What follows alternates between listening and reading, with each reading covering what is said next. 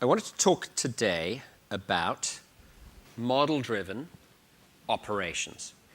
Now, the term model-driven deployment is sort of coming into vogue. And those of you who've seen me on stage at various open events, OpenStack event, know that one of the things we were famous for early in the sort of growth of OpenStack was just being able to stand up OpenStack with all of its complexity really, really quickly, really in really agile ways with different kinds of architectures, different mixes of software-defined networks, software-defined storage, and so on. And that all came, that sort of standing OpenStack up, that came from taking a model-driven approach, kind of before that was cool. Now we're starting to see that model-driven theme showing up in a bunch of different places. Who's interested in Docker, Kubernetes, Mesosphere? A bunch of people. Why are those things interesting? Well, for different reasons, but the one thing that's true of all of them is that they give you a model-driven a view of what they're doing, right? No one really thinks to sort of say, well, I'm going to go take my Puppet scripts into my Docker containers at scale because you understand instinctively that that world is a model-driven world, right? Who's using PaaS more generally? Who's interested in PaaSes at scale, big ones, little ones, right? A lot of innovation in that space. And again, at heart, what makes a PaaS operationally cost-effective and efficient is the fact that at heart, it is model-driven, right? It's model-driven at a nice high level. We saw this morning, we saw in Andrew Mitri and Walmart.com, all on Ubuntu, we saw that model-driven approach, the one-ops model-driven approach. Again, the term model-driven. So I want to tell you a little bit and show you a little bit about how that's evolved for us. And what's really interesting now is we'll go well beyond this sort of the question about deployment. Can you stand it up? And deeply into the question of operations. Because, the reason this is interesting, I'll get to this. The reason this is interesting is because the real long-term test of any large-scale modern infrastructure, whether it's Kubernetes, whether it's your big data infrastructure, whether it's OpenStack, the real long-term test is an economic one. Can you do it with economics that are in line with the public cloud? And ultimately, the biggest driver of those economics is going to be operations. How many different things your team can operate is the real question that will determine success in the next 5 years to a decade. And this is not a scale question, because if you typically you ask teams this, you say like, WhatsApp operates services for 600 million messaging customers with 50 engineers. That's just scale.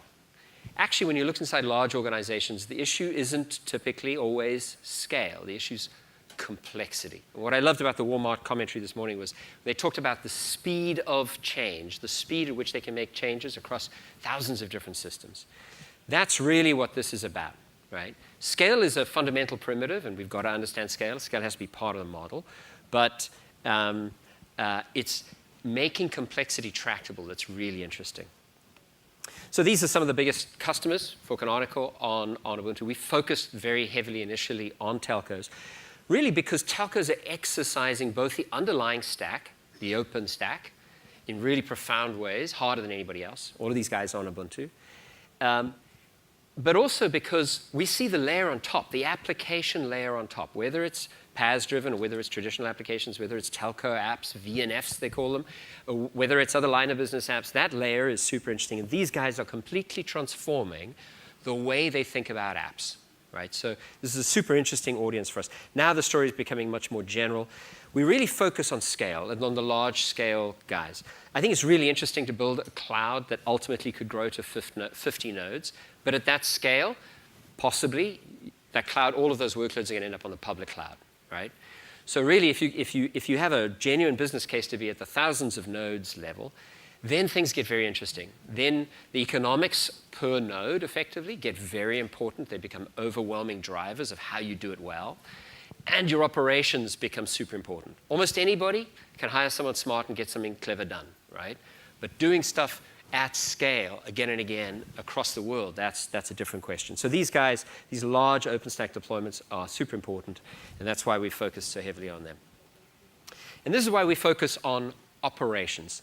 I don't think of Ubuntu as much as an operating system. I think of the way we work with it as an operations system. right?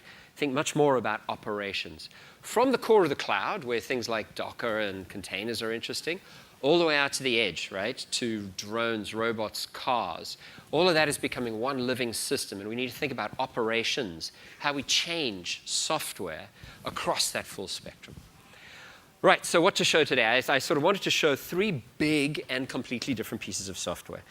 So some folks said that they're interested in Kubernetes. Who's interested in Kubernetes? A couple of hands go up. OK, Kubernetes, containers as a service from Google. Super interesting. Let me just see if I'm up and running. I quickly spun up a Kubernetes deployment using Juju, which is the model-driven operations system that I'm using here. And just for fun, I spun that up on Azure. So we have, this is Kubernetes running on Azure, modeled with Juju. You'll see a set of applications at the top, Elasticsearch, FileBeat, Kibana. Those are all kind of like peripheral things to get me visibility on that Kubernetes. And then the heart of it, Kubernetes itself, is that application. Then you see a bunch of stuff associated with integration, right? And you start to see the beginnings of something interesting here. There's more information about integration in a complex system than about the raw apps. That etcd there is the same etcd you would use anywhere else. But what's interesting here is that it's integrated to Kubernetes. Those two are talking together, right? As a system grows more complex, your ability to model integration becomes more profound, right? This is an OpenStack Summit, so I want to show you the same thing for OpenStack. This is OpenStack running on, well, I'll show you this. So here I'm behind the firewall over here. A couple of Juju controllers associated with our work with Dell and with OpenStack itself. I'm doing this on a cluster, physical cluster of Dell servers, Dell Stack we call it. So I'm signed in, the asterisk there says I'm signed into the demo model, and that happens to be OpenStack. So I can show you here OpenStack. Now OpenStack's a big piece of software, right? It's what we call big software. There are many apps in there, right? A page worth of apps, a bunch of pieces of Ceph, a bunch of pieces of Glance, Keystone. This is HA, so I not only have the software from OpenStack, but I have things like Coruscant, other pieces wrapped around it. All of that modeled. This is something that is completely reproducible, reusable in different environments. Same modeling language, Juju, but instead of on a public cloud, Azure, where I had Kubernetes, I now got this on bare metal. And so let's look at how we might use this model for operations, right? So in a model-driven world, you don't want to do anything manually. So therefore, anything that you can do has to be declared to you. So let's have a look. Let's say, let's list the actions for Ceph, maybe Ceph Mon. All right. So if I was operating that Ceph piece of software in a declarative model-driven way, now I can use any of these actions. Now, what are these? These are open source operational pieces of code. They're actually upstream in the OpenStack repositories. They're part of the big tent under OpenStack. Lots of people contribute to these. And for example, if I wanted to do simply practical things like making pools and deleting them and rebalancing them and adding disks and removing disks, using these hooks, I'm actually using exactly the same code as some of those telcos that you saw previously, some of the banks that are building OpenStack with us, media companies, and so on. They're all sharing not just cut and paste operations, but the actual operational code. Let's have a look at that for Nova itself, right? Nova Cloud Controller is the app.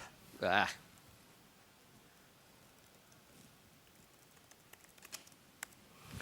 right, so those are some of the actions that are shared operational code in Charms with Juju in this model for OpenStack. And this one is super interesting, git reinstall.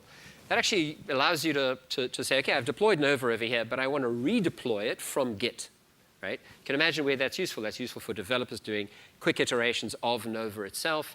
It's also useful for people deploying CI/CD of OpenStack itself. You can use that action. But look at these pause and resume actions. What we're starting to see is that high-level operational flows are emerging across things like Kubernetes and OpenStack and Hadoop. And pause and resume is one of them. Now imagine you've got 50 nodes running a cloud, and you know that you've got to do physical maintenance on one of those things. You've kind of got to take it out of the cloud. Well, there's a bunch of things you have to do there. You have to tell the scheduler that that one shouldn't get new workloads. You have to decide what you want to do about those workloads. There's a whole bunch of things that you want to do to that machine to take it out of the cloud in a gentle way. For example, you may be bringing it back, so you don't want to take all the Ceph, all the storage objects on there and spray them all over the network, because that machine's just going to reboot, right? You want to bring it back in a minute. So there's ways to do that. It's complex. It requires a lot of skill. But I can distill all of that down to one little action there, Juju. The action pause, effectively. If I go over to my Kubernetes, I can say the same thing, list actions. And so now I'm saying, well, in this community, this open source community, this charm, this model-driven charm of Kubernetes is upstream in the Kubernetes repository on GitHub. Looks like there's a bunch of interesting actions there defined for Kubernetes, including pause and resume. So I just want to show you that in action. So I just need to go and have a look at this model a little bit. So that was, I needed a status. Beyond the applications, we get the integration stuff. And when you get to OpenStack, integration is even more important. I can visualize this. I have a GUI for this. So there is that OpenStack. The circles are those applications. They may be on one machine or 5 machines or 10 machines. The lines are the integration points. So you see there's a lot more integration than actual applications. There's 20, 30 applications there, but there's a lot of integration. These pages here, this is all integration. And then we get down into the detail, right? So this Ceph is on this particular machine, and you can see we're running things in containers, LXD containers, where we can. We like to put the pieces in LXD containers. LXD is much more comfortable than Docker in this case, because those are just normal machines. And what I want to find, I want to take a look at one of these nodes. I want to go and actually take that thing out of the operational loop. So there are my 3. I've got 3 physical machines, actually, doing Nova. And you'll see that I've actually got Nova and HA cluster, which is CoreSync. And you'll see that for each Nova, I've got a Nova HA cluster. That's because I've bound those 2 in the model. That means wherever I scale Nova in this model, I'll also scale the CoreSync. So now, because I've attached CoreSync to Nova, I don't have to worry to do that again. It's in the model. It's model-driven. When I scale Nova, CoreSync will scale with it. OK, so what I'm going to do is I'm actually going to take this node out of the cluster. And I'm going to take it out of the HA piece first. I just want to just make sure, but I assume that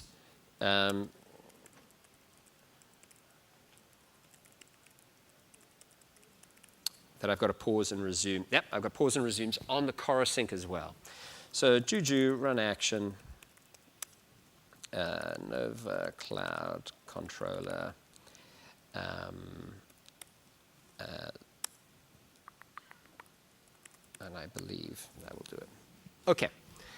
So essentially, I took it out of the CoreSync first. Why? Because I want my HA system to know that that thing is not going to be there in a minute, so don't fail over to it if an active one goes. That may have been the active one for all I know, but Juju's smart. The model is smart. It'll fail over to something else. So all of that will be happening in the background.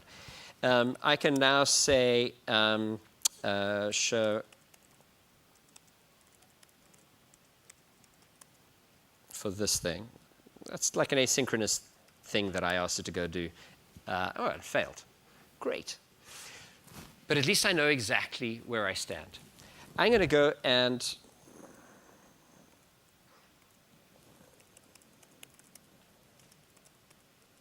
I didn't do the HA cluster. Demos, huh? This is what happens when amateurs stand up and just do quick OpenStack operations on stage. It gets messy. But what I want to show is how we create operational parity across wildly different infrastructure. So over here, for example, I've got in the Kubernetes model,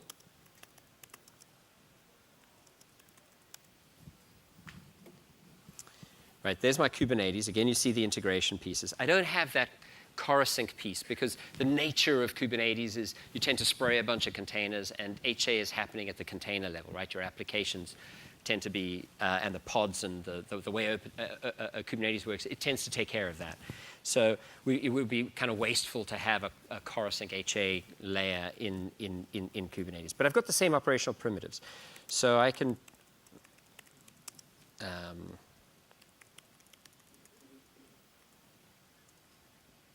take that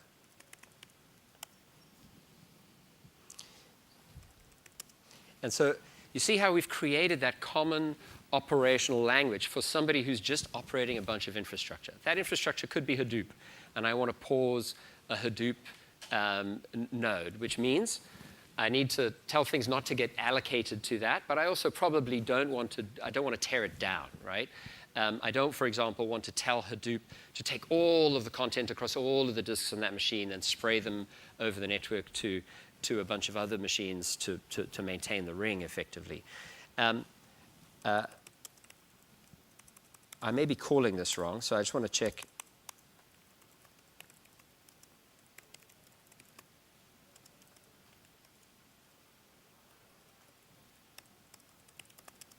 Each of these actions actually is like an RPC, so it can take a set of parameters. But the point here is that these wildly different pieces of infrastructure, when you see them through a common model, all sorts of complexities disappear. The underlying cloud really didn't matter. The way I was operating that Kubernetes, just pausing a unit effectively, really didn't matter. That could be Azure, it could be on Google Compute, it could be on bare metal. The OpenStack, of course, was on bare metal. I could switch over to another controller, which is running on the Google Cloud. So I'm just going to switch to that. It's running over in Europe. And the controller can have many models, so I just want to see. OK, I'm signed into the Hadoop model. And here we have a big data example, right? So that's a Hadoop model. Again, a bunch of applications, a bunch of integration between those applications, all of those applications talking together. You can visualize that here. So that's the GUI, effectively, view of this CLI story. Here's the Kubernetes over here. And I can, again, say, what are the predefined, community-defined, shared operational actions that I can call on, for example, Resource Manager? And in this case, most of them are benchmark-oriented, because essentially I want to be able to spin that Hadoop up on a public cloud or a private HPC cluster or something like that, and then just understand the intrinsics of its performance. So things like Teragen, Terasort, NNBench, and so on are useful there. So let's go benchmark that one on Google just for fun.